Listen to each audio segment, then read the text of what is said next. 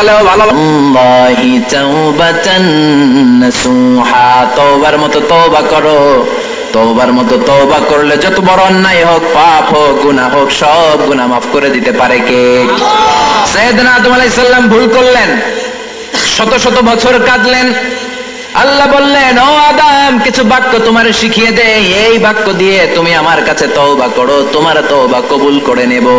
সাইয়েদনা আদম বললেন, রব্বানা, পড়েন, রব্বানা যালামনা আনফুসানা ওয়া ইল্লাম তাগফির লানা ওয়া তারহামনা লানাকুনান্না মিনাল খাসিরিন।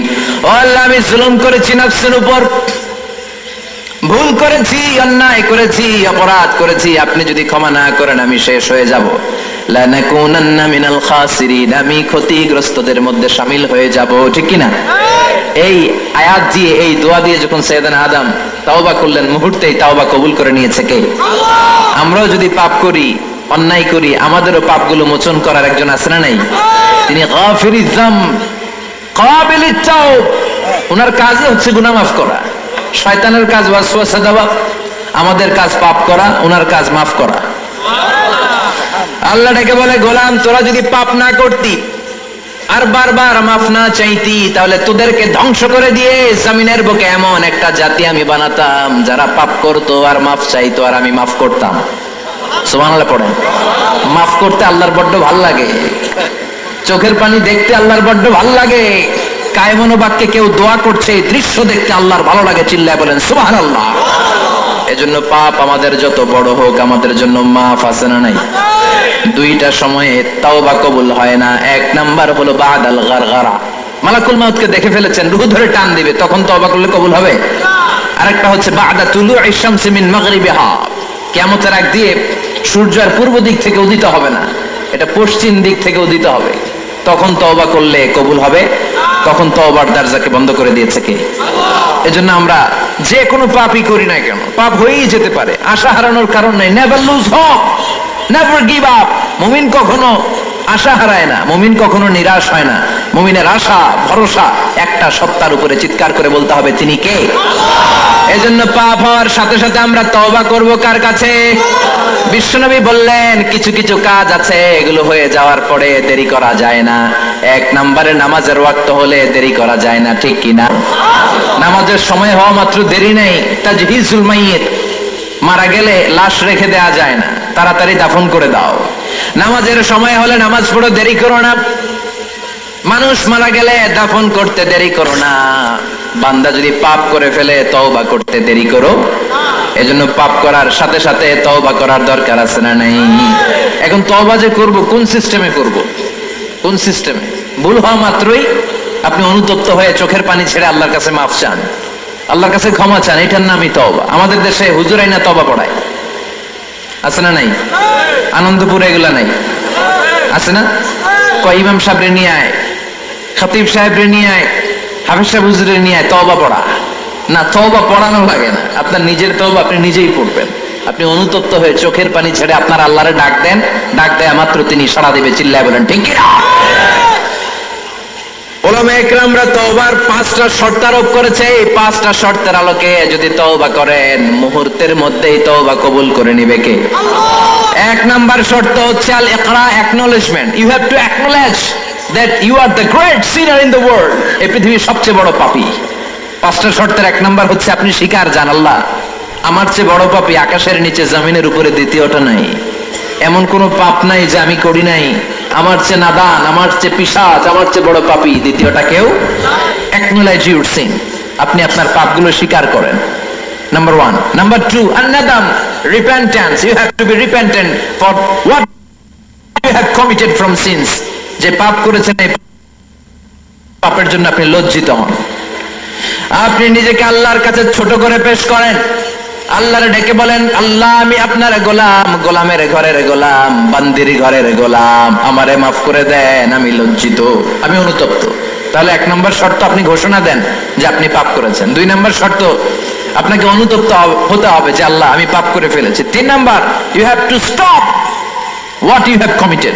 যে পাপ আপনি শুরু করেছেন এটা বন্ধ করে দেন। আপনি সুদের জন্য সুদ খাইছেন, আল্লাহর কাছে তওবা করলেন, আবার সুদ খাওয়া চালিয়েও যাচ্ছেন, এই তওবা কবুল হবে? সুদ খাওয়া আগে বন্ধ করেন।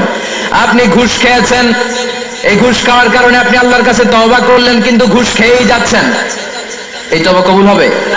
3 নাম্বার হচ্ছে you have to stop what you have committed. আপনি যেই পাপ করেছেন এটাকে বন্ধ করেন। 4 নাম্বার শর্ত, you have to hate what you have committed. আপনি যেই পাপটা করেছেন এটাকে মন থেকে ঘৃণা করেন, ওইটারে মন থেকে ঘৃণা করতে হবে। 5 নাম্বার শর্ত হচ্ছে you have to determine that you never repeat this sin again. আল্লাহর কাছে ওয়াদা দেন, কমিটমেন্ট দেন যে আল্লাহ পারতপক্ষে আমার জীবনে আর এই কাজটা করব। এই 5টা শর্তের আলোকে তওবা করলে কবুল করবে কে? 1 নম্বরে স্বীকার জান আল্লাহ আমি পাপী, 2 নম্বরে অনুতপ্ত হন, 3 নম্বরে পাপ কাজটা বন্ধ করে দেন, 4 নম্বরে ওই পাপ কাজটাকে মন থেকে ঘৃণা করেন, 5 নম্বরে আল্লাহর কাছে ওয়াদা দেন আর জীবনেও এই পাপ করব না। এই 5টা শর্তের আলোকে যদি তওবা করেন আপনার তওবা কবুল করে নিবে কে? এজন্য যত পাপ যত অন্যায় আমরা করি না কেন, আমাদের এই পাপগুলো অন্যায়গুলো ক্ষমা করার একজন আছে না নাই? তিনি কে? এজন্য সব সময় তওবা করতে রাজি আছেন তো? প্রতিদিন শত শতবার তওবা করতে রাজি আছেন? প্রতিদিন শত শতবার ইস্তেগফার পড়তে রাজি আছেন? বিশ্বনবী প্রতিদিন 70 বারেরও বেশি ইস্তেগফার পড়তেন। শুধু টয়লেটে যে মুহূর্তে থাকতেন ওই মুহূর্তে পড়তেন না, টয়লেটে ঢোকার মুহূর্তে বিশ্বনবী ইস্তেগফার পড়তে পারতেন না, তাই টয়লেট থেকে বেরোয়েই তিনি ইস্তেগফার পড়তেন। তিনি পড়তেন গফরানাক। কি পড়তেন? গফরানাক মানে হলো আস্তাগফিরুল্লাহ। গফরানাক মানে কি? গফরানাক মানে আল্লাহ আমি আপনার ক্ষমা চাই, মানে আস্তাগফিরুল্লাহ। আবার বিশ্বনবী বলতেন মান লাযামাল ইস্তিগফার জাআলাল্লাহু লাহু মিন কুল্লি দিকিন মাখরাজা। যে ব্যক্তি সব সময় ইস্তেগফারের সাথে লেগে থাকে তাকে সব সময় বিপদ থেকে মুক্তি দিবে কে? আমাদের জীবনে বিপদ আছে না নাই? কত ধরনের বিপদ, যে কোনো সময় অসুস্থ হয়ে যেতে পারি, যে কোনো সময় দুর্ঘটনার কবলে পড়তে পারি, যে কোনো সময় গুম হয়ে যেতে পারি। কথা কন, এদেশে গুম টুম নাই মনে হয়, ক্রস ফায়ার নাই, কে কোন সময় গুম কে কোন সময় নাই কোনো ঠিক নাই। আল্লাহ বিশ্বনবী বললেন মান লাজিমাল ইস্তিগফার জাআলাল্লাহু লাহু মিন কুল্লি দিকিন মাখরাজা। সব সময় যে ইস্তিগফারের সাথে আঠার মতো লেগে থাকবে আল্লাহ তাআলা তাকে বিপদ থেকে সব সময় মুক্তি দান করবেন। সুবহানাল্লাহ পড়েন। 2 নম্বরে বিশ্বনবী বললেন অমিন কুল্লি হাম্মিন ফারাজা। ওই ব্যক্তিকে রব্বুল আলামিন সব ধরনের দুশ্চিন্তা থেকে মুক্তি দিয়ে দিবেন। আমাদের জীবনে দুশ্চিন্তা আছে না নাই? টেনশন নাই কার কার? হাত তোলেন তো। যে হুজুর আমার কোনো টেনশন নাই। আপনার টেনশন নাই, মাশাআল্লাহ। আমার সাথে দেখা করবেন আলোচনার পরে। টেনশন ছাড়া মানুষ আছে? বাঁচার টেনশন, মরার টেনশন, কবরের টেনশন, ক্যারিয়ারের টেনশন, বিদ্যুৎ বিলের টেনশন, গ্যাসের বিলের টেনশন, বাড়ি ভাড়ার টেনশন আছে না নাই? বিশ্বনবী বললেন টেনশন ছাড়া মানুষ নেই। সব সময় আঠার মতো যে ইস্তেগফারের সাথে লেগে থাকবে তাকে টেনশন মুক্ত করে দিবে কে? 3 নাম্বার ওয়ায়ারযুকহু মিন হাইসু লা ইয়াহতাসিব। এমন জায়গা থেকে আল্লাহ তাআলা রিজিকের ব্যবস্থা করে দিবেন সে কল্পনাও করতে পারবে না। আমি নিজে এটার প্রমাণ পেয়েছি। অনেক অনেক সময় আমি কল্পনাও করি নাই যে এখান থেকে আমার রিজিকের ব্যবস্থা হতে পারে। এমন পরিমাণে রিজিকের ব্যবস্থা এসেছে 2 হাতে নিয়েও কুলাতে পারি নাই। এজন্য সব সময় চলতে ফিরতে উঠতে বসতে ইস্তিগফারের সাথে লেগে থাকার দরকার আছে না নাই? আবার বিশ্বনবী বললেন সদা সর্বদা যারা সব সময় ইস্তেগফার পড়বে আল্লাহর পক্ষ থেকে কোনো আযাব গজব তাদের উপর পাকড়াও হবে না। ওয়া মা কানাল্লাহু মুআযযিবাহুম ওয়া হুম ইস্তাগফিরুন। সুবহানাল্লাহ। যতক্ষণ তুমি ইস্তেগফার পড়বে আল্লাহর পক্ষ থেকে প্রোটেকশন আছে না নাই? তাহলে 4টা জিনিস পেলেন। 1 নম্বরে বিপদ থেকে মুক্তি দিবে কে? আল্লাহ। টেনশন মুক্ত করে দিবে কে? আল্লাহ। রিজিকের ব্যবস্থা করে দিবে কে? আল্লাহর আযাব আর গজব থেকে আপনার হেফাজতে রাখবে কে? ইস্তেগফার পড়ার 5 নাম্বার ফজিলত হচ্ছে সব সময় ইস্তেগফার পড়লে আপনি মুস্তাজাবুদ দাওয়া হয়ে যাবেন। কি হয়ে যাবেন? মানে দোয়া করলেই কবুল করবে কে? আল্লাহ। মুস্তাজাবুদ দাওয়া এই টার্মিনোলজি, এই পরিভাষাটাকে আজকে প্রথম শুনলেন? জি জি। খেয়াল রাখবেন, মুস্তাজাবুদ দাওয়া মানে এমন ব্যক্তি যেই ব্যক্তি দোয়া করতে দেরি কিন্তু দোয়া কবুল হতে দেরি হয়। হাত তুলে দোয়া করতে দেরি, মুহূর্তেই দোয়া কবুল করে নেয় কে? আল্লাহ। আপনি যদি সব সময় ইস্তেগফারের আমলটা করেন আপনারে মুস্তাজাবুদ দাওয়া বানিয়ে ফেলবে কে? আল্লাহ। আপনারা ইমাম আহমদ ইবনে হাম্বলের নাম শুনেছেন? আমাদের ইসলামে চারটা মাযহাবের প্র্যাকটিস আছে, অনুশীলন। হানাফি, শাফিঈ, মালিকি, 4 নাম্বারটা কথা কন। আরো অনেক মাযহাব আছে, কিন্তু এই চারটা মাযহাব বেশি প্রসিদ্ধ। গোটা বিশ্বের মানুষগুলো কোরআন সুন্নাহর আলোকে যে আমলগুলো করে, এটা চারটা মাযহাবের রেফারেন্সের সাথে কোনো না কোনো ভাবে মিলে যায়। এটা প্রথমটা হচ্ছে হানাফি, দ্বিতীয়টা শাফিঈ, তৃতীয়টা 4 নাম্বারটা সবাই বলেন কি নাম? হাম্বলি। ইমাম আহমদ ইবনে হাম্বল এই মাযহাবের ধারক, বাহক, প্রতিষ্ঠাতা। তিনি ছিলেন জগৎ বিখ্যাত মুহাদ্দিস, জগৎ বিখ্যাত মুহাদ্দিস। ওনার পুরো জীবনটা উনি হাদিস সংগ্রহের কাজে ব্যয় করেছেন, এবং একক স্বতন্ত্র হাদিসের গ্রন্থ হিসেবে পৃথিবীর সবচাইতে বড় যে হাদিসের কিতাব, ওইটার নাম হচ্ছে মুসনাদে আহমদ ইবনে হাম্বল। যারা আলেম ওলামা আছেন জানেন না? মুসনাদে আহমদ ইবনে হাম্বল, এটার মধ্যে প্রায় 40,000 হাদিসের কম্পাইলেশন আছে। সুবহানাল্লাহ বাড়িতে গিয়ে বললেন, এত বিশাল হাদিসের গ্রন্থের রচয়িতা। ওনার শেষ জীবনে উনি হাদিস সংগ্রহের জন্য সফর করতেন। শীতের এক রাতে তিনি সফরে বেরিয়েছেন। এক মসজিদে মাগরিব আর এশার সালাত পড়ে তিনি ভাবলেন ফজরের সালাত এই মসজিদে পড়ে সকালবেলা বেরোবো, যেহেতু বাইরে শীত, কই আর যাব। ব্যাগ থেকে কাঁথা বের করে হাদিস পড়তে শুরু করেছেন, আর ভাবলেন হাদিস পড়তে পড়তে রাতটা কাটিয়ে দিব। কিন্তু মসজিদের দারোয়ান এসে বলে, মুরব্বী মসজিদে তো থাকা যাবে না, আপনি বেরোন।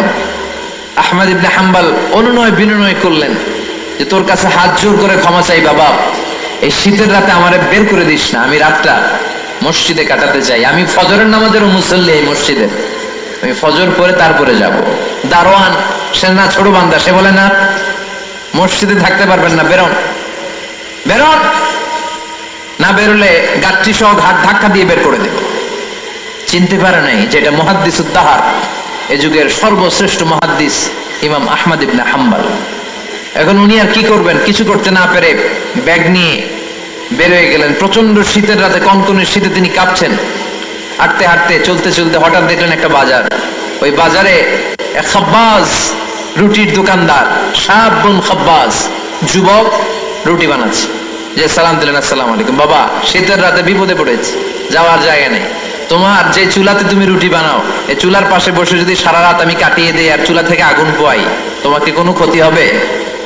যুবক বলেন, না না, কোনো ক্ষতি হবে না। আহলান ওয়া সাহলান, ইয়া মারহাবান বিক, খোশ আমদেদ, এটা তো খুশ নসিব আমার, আপনি আগুন পোয়ালে আমার সমস্যা কি, আসেন। ইমাম আহমদ ইবনে হাম্বল যুবককে শুকরিয়া জানিয়ে, আল্লাহর শুকরিয়া করে চুলার পাশে বসে আবার হাদিস পড়তে লাগলেন। কিন্তু তিনি লক্ষ্য করলেন যে যুবকটা একটু পর পর আওয়াজ করে পড়ে আস্তাগফিরুল্লাহ। কি পড়ে? আটা দিয়ে রুটি বানায়, পড়ে আস্তাগফিরুল্লাহ। রুটির খামির বানায়, পড়ে আস্তাগফিরুল্লাহ। খামির গুলো দলা বেঁধে গোল গোল করে সাজিয়ে রাখে, আর কি পড়ে? বেলুন দিয়ে এগুলোর বলে চুলার ভিতরে ঢুকায় দেয়, আর কি পড়ে? কেউ রুটি কিনতে আসলে তার হাতে রুটি তুলে দেয়, আর কি পড়ে? টাকা দিলে টাকা নিয়ে ক্যাশ বক্সে রেখে দিয়ে কি পড়ে? শুধু পড়ছে আস্তাগফিরুল্লাহ আস্তাগফিরুল্লাহ। ইমাম আহমদ ইবনে হাম্বল তো অবাক, ঘটনা কি, এই যুবকের হলোটা কি? শুধু আস্তাগফিরুল্লাহ। তিনি হাদিসের কিতাবটা বন্ধ করে যুবককে জিজ্ঞেস করলেন, বাবা, আসার পর থেকেই দেখছি তুমি শুধুই পড়ছো আস্তাগফিরুল্লাহ আস্তাগফিরুল্লাহ আস্তাগফিরুল্লাহ, ঘটনাটা কি? কেন এত তুমি ইস্তিগফার পড়ো? যুবক বলল, এটা আমার একটা চিরাচরিত আমল, সব সময় আমি এই আমলটা করি। আমি সব সময় ইস্তিগফারের সাথে আঠার মতো লেগে থাকি, আর সব সময় ইস্তিগফার করার কারণে আল্লাহ তাআলা আমাকে মুস্তাজাবুদ দাওয়া বানিয়ে দিয়েছে। মানে আমি দোয়া করলে দোয়া কবুল হয়ে যায়। এই জীবনে আমি যত দোয়া হাত তুলে করেছি, মুহূর্তের মধ্যে আমার দোয়াগুলো কবুল করে নিয়েছে কে? শুনে তো ইমাম আহমদ ইবনে হাম্বল অবাক, বলে কি, আনতা মুস্তাজাবুদ দাওয়া, তুমি মুস্তাজাবুদ দাওয়া, তুমি দোয়া করলেই কবুল? না, আনা মুস্তাজাবুদ দাওয়া, হ্যাঁ আমি দোয়া করলেই কবুল হয়ে যায়। তুমি জীবনে যা দোয়া করেছো সব পেয়েছো? হ্যাঁ, আমি জীবনে যা দোয়া করেছি আমি সব পেয়েছি, সব দোয়া কবুল হয়েছে আমার জীবনে, শুধু একটা দোয়া ছাড়া। ইমাম আহমদ ইবনে হাম্বলের কৌতূহল আরো বেড়ে গেল। সব দোয়া তোমার কবুল হয়েছে, একটা দোয়া কবুল হয় নাই, সেটা আবার কি?